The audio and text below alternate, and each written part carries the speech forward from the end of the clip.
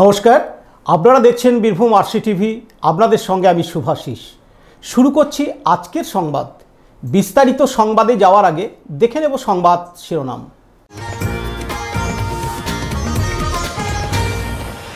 নলহাটিতে vote প্রচারে CPM প্রার্থী।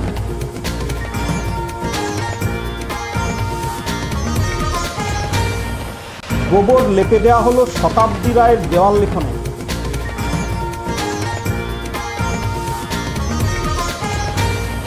পিতার শেষকৃত্যে পেরোলে জামিন তৃণমূল নেতার।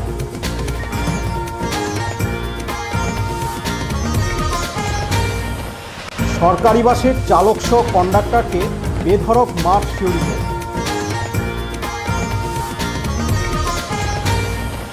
সিউড়িতে ধৃত চোরের কাছে উদ্ধার ৯,০০০ টাকা।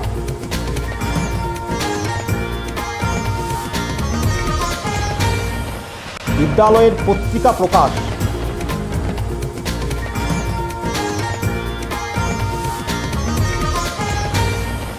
ধুমধাম সহকারে মনসা পুজো সিউড়ি ২ নম্বর ব্লকে।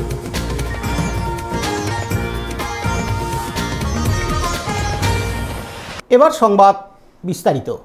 আজ বীরভূম লোকসভা কেন্দ্রের সিপিআইএম প্রার্থী ডাক্তার রেজাউল করিমকে নলহাটিতে ভোট প্রচারে দেখা গেল।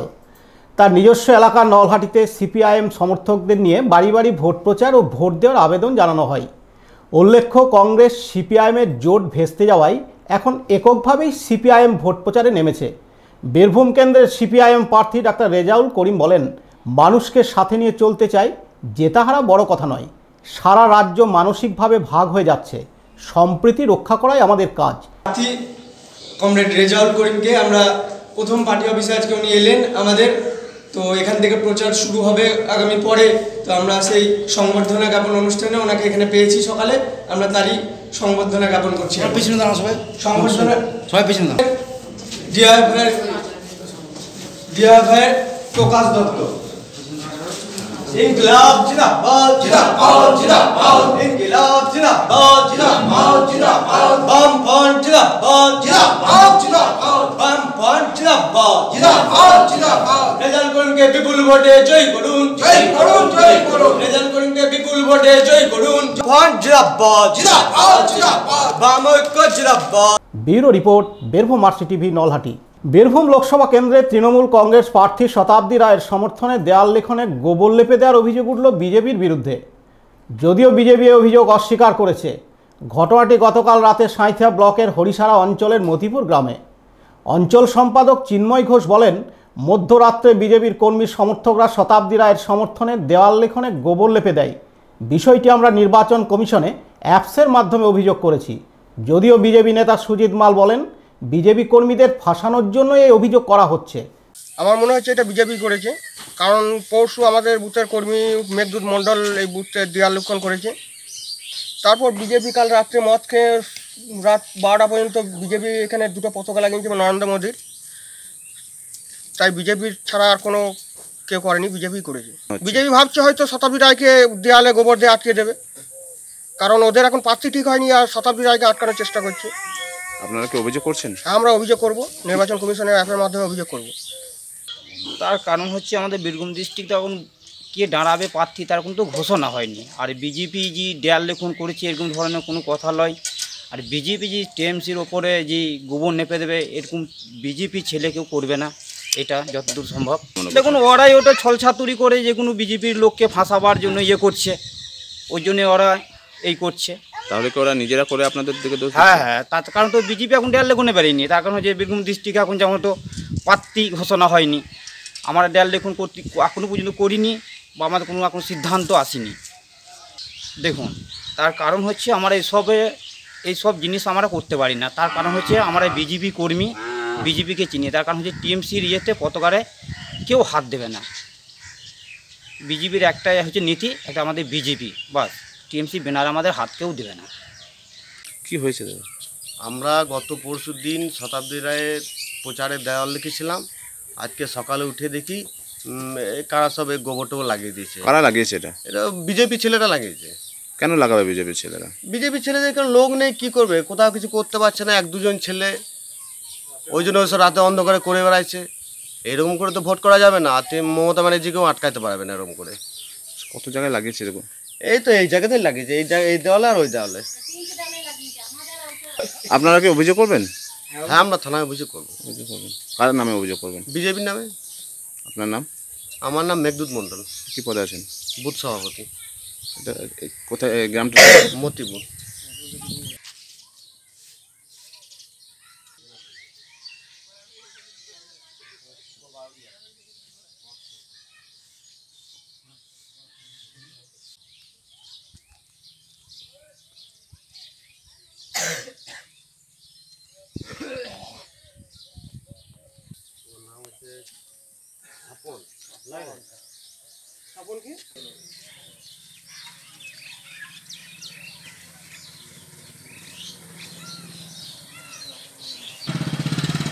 রানা বৈদ্যের রিপোর্ট, বীরভূম আরসিটিভি সাঁইথিয়া। আজ খয়রাশোল ব্লকের তৃণমূল নেতা উজ্জ্বল হক কাদেরীকে জেলা সংশোধনাগার থেকে কড়া নিরাপত্তায় বিশাল পুলিশ বাহিনী তার বাসভবনে নিয়ে আসে। তার পিতা শামসুল হক কাদেরীর শেষকৃত্য সম্পন্ন করার জন্যই তাকে কয়েক ঘন্টা পেরোলে জামিন দেওয়া হয়। কোনোরূপ অপ্রীতিকর ঘটনা এড়াতে কাঁকরতলা থানার পক্ষ থেকে সকাল থেকেই পুলিশ মোতায়েন করা হয়। এই নেতার সমর্থনে কয়েক হাজার সমর্থক হাজির ছিলেন। পুনরায় আজ বিকেলে তাকে প্রিজম ভ্যানে জেলা সংশোধনাগারে নিয়ে আসা হয়।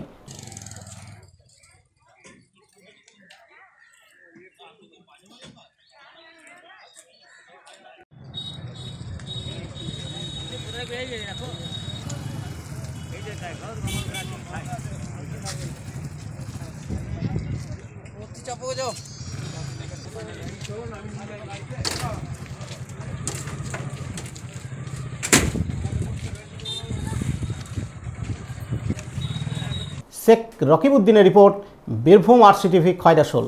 গতকাল রাত্রে সিউড়ির হারজন বাজারে একটি সরকারি বাসের চালক সহ কন্ডাক্টরকে বেধড়ক মারধর করল মদ্যপ অবস্থায় থাকা বর্ধমানের একদল পুণ্যার্থী। জানা যায়, সিউড়ি হারজন বাজারের কাছে রেলগেটে পড়ে যাওয়ার সরকারি বাসের পেছনে থাকা একটি মারুতি ভ্যান সরকারি বাসের গায়ে লেগে যায়। এর ফলে মারুতি ভ্যানের হেডলাইটের কাঁচ ভেঙে যায়। ওই মারুতি ভ্যানে থাকা একদল পুণ্যার্থী গাড়ি থেকে নেমে সরকারি বাসের চালক ও কন্ডাক্টরকে বেধড়ক মারধর করেন। পরে বাসটি সেখান থেকে বেরিয়ে গেলে সিউড়ি বাস স্ট্যান্ডের কাছে তাদের আটকায় মদ্যপ অবস্থায় থাকা পুণ্যার্থীরা। সরকারি বাসের চালক ও কন্ডাক্টরের সাথে তাদের বচসা শুরু হয়ে যায়। পরে সিউড়ি থানার পুলিশ এসে পরিস্থিতি সামাল দেয়। হয়েছিল বলতে ড্রাইভার রেলগেট পড়ে গেছিলো, তো ড্রাইভার নিচে নেমেছিল, তো আমি সিটে বসেছিলাম, তো গাড়িটা গড়িয়ে যায়, ওদের গাড়িটা একটু পিছন দিক থেকে একটু লাগছে, তো লেগে যায়। ওই গাড়ির সব যেগুলো ছিল প্যাসেঞ্জাররা নেমে এসে তো আমাকে তো কলার ধরে মারধর শুরু করলো, চোখে মুখে মারতেছে, ঘুষি মারলো, থাপড় মারতেছে, জামাই ব্যাগ ট্যাগগুলো কাড়ি নেওয়ার চেষ্টা করতেছে, বলছে ক্ষতিপূরণ কে দিবে। বলছে আমি ঘটনা তো রেলগেটটা যখন পড়ে গেছিলো তখন ড্রাইভার নেমে মানে যা হোক বাথরুমে গেছিলো, তো এখন গাড়িটা কি করে রাখছিল, গাড়িটা গড়িয়ে যায়, গাড়ির ওদের পিছনে লেগেছে। তো ওই মোটামুটি 10-15 জন। হ্যাঁ, মধ্য অবস্থায় ছিল। ছোট প্রাইভেট কার ছিল। পুলিশে অভিযোগ করিনি, থানায় গেছিলাম, তো ড্রাইভার গাড়িটা আবার ঘুরিয়ে নিয়ে আসলো। থানায় 2 জনকে আটক করে রাখছিলাম, অর্ধেক রাস্তায় যাইয়ে নেমে পালিয়েছে ওদের। আমাদের গাড়িটা বোলপুর থেকে সিউড়ি। আমার নাম বিনোতুর, বোলপুর থেকে সিউড়ি।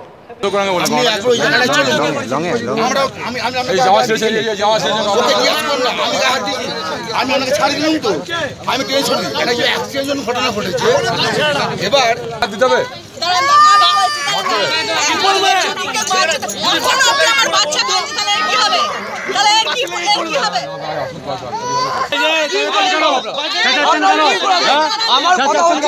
আপনাদের যদি কোনো অসুবিধা থাকে নিশ্চয়ই আমরা দেখবো, যদি কোনো ক্ষয়ক্ষতি হয় আপনারা কমপ্লেন করুন। আপনারা সরকারি স্টাফের হাতে গায়ে হাত তুলুন। এই চুপ করুন, এই যে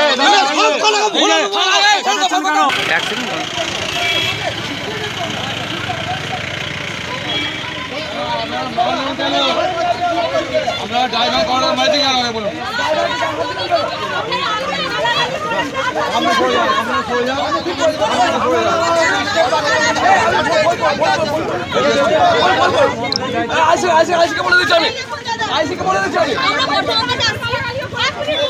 দিন করে ড্রাইভারকে মাঠে সাহস কি হয় আপনার অসুবিধা আমরা দেখবো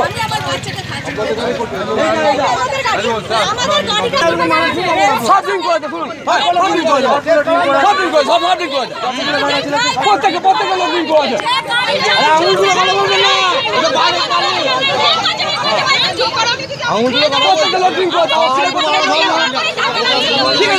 ঠিক আছে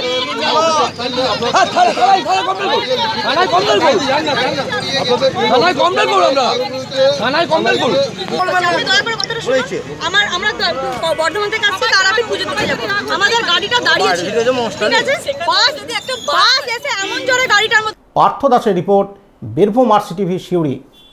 গতকাল রাত্রে সিউড়ি হাটজন বাজারের একটি মোবাইল দোকান থেকে নগদ টাকা চুরি করে পালাতে গিয়ে জনতার হাতে ধরা পড়ে একজন চোর। জানা যায় দোকান মালিক যখন বাড়ির ভেতরে ঢোকেন তখন সুযোগ বুঝে ক্যাশ বাক্স থেকে 9,000 টাকা নিয়ে চম্পট দেয় চোরটি। পাশের দোকানে বসে থাকা দুই যুবক দূর থেকে দেখতে পান। তারা চোরটির পেছনে ধাওয়া করেন এবং হাটজন বাজার রাইস মিলের একটি মাঠের টাকাটা গুনবার সময় তাকে ধরে ফেলেন ওই যুবকরা। চোরটিকে সেখান থেকে নিয়ে এসে দেওয়া হয় গণধোলায়। পরে সিউড়ি পৌরসভার 18 নম্বর ওয়ার্ডের কাউন্সিলর খিতেন দাসের প্রচেষ্টায় ধৃত চোরটিকে গণধোলাই থেকে বাঁচানো হয়।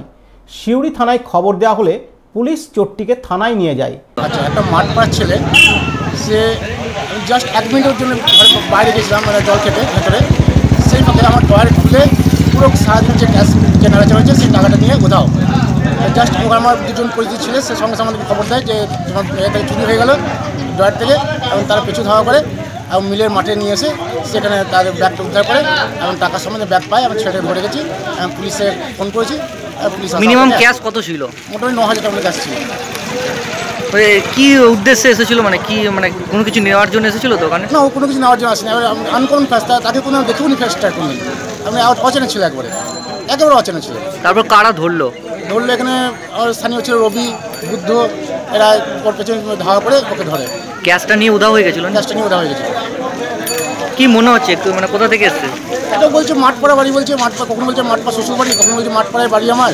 হ্যাঁ, কি মনে হচ্ছে, কি নেশাগ্রস্ত বা নেশা করার জন্য? নেশাগ্রস্ত মনে হচ্ছে। নেশা করার জন্য কি টাকাটা? নানা রকম পার্টি বেরিয়েছে, সেই পার্টি নেশাগ্রস্ত ছিল মনে হচ্ছে।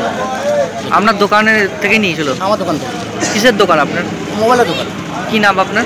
মাদুরবাস। আমার নাম জীবন ব্যানার্জি। পিছনে চাপ তুই দেখা সবাইকে বেঁচে গেল।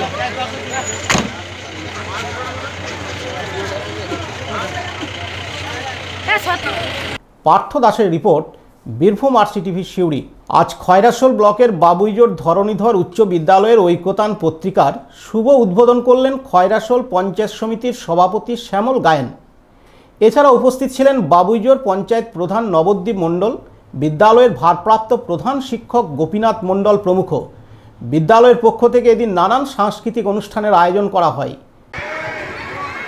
আজ বাবুইজোর ধরণীধর উচ্চ বিদ্যালয়ে 2019 সালের বিদ্যালয়ের পত্রিকা ঐক্যতান প্রকাশিত করা হলো এবং এই প্রকাশের মাধ্যমে বিদ্যালয়ের ছাত্রছাত্রীদের যে লেখা, রচনাশীল সৃজনশীলতা সব কিছুই প্রকাশ পেয়েছে।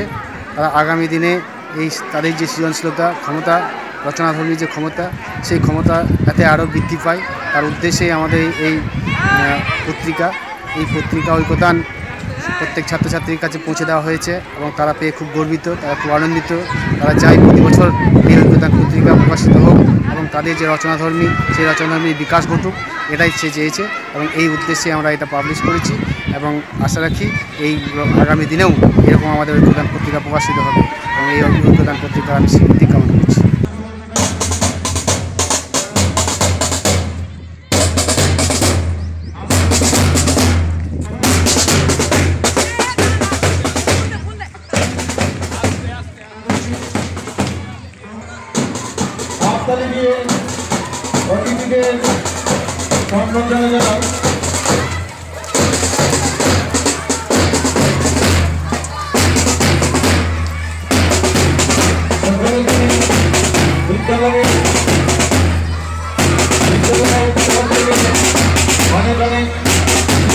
শেখ রকিবউদ্দিনের report, Birbhum RCTV বাবুইজোর।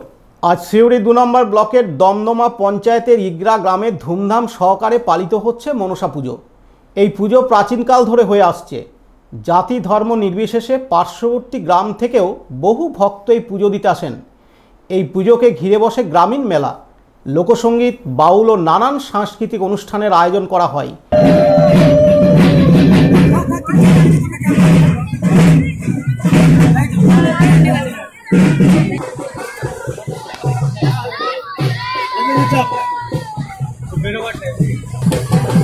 প্রীতিময় Chatterjee report, Birbhum RCTV Suri. আজকের সংবাদ এই পর্যন্ত। পরবর্তী সংবাদের জন্য চোখ রাখুন বীরভূম আরসিটিভির পর্দায়। নমস্কার।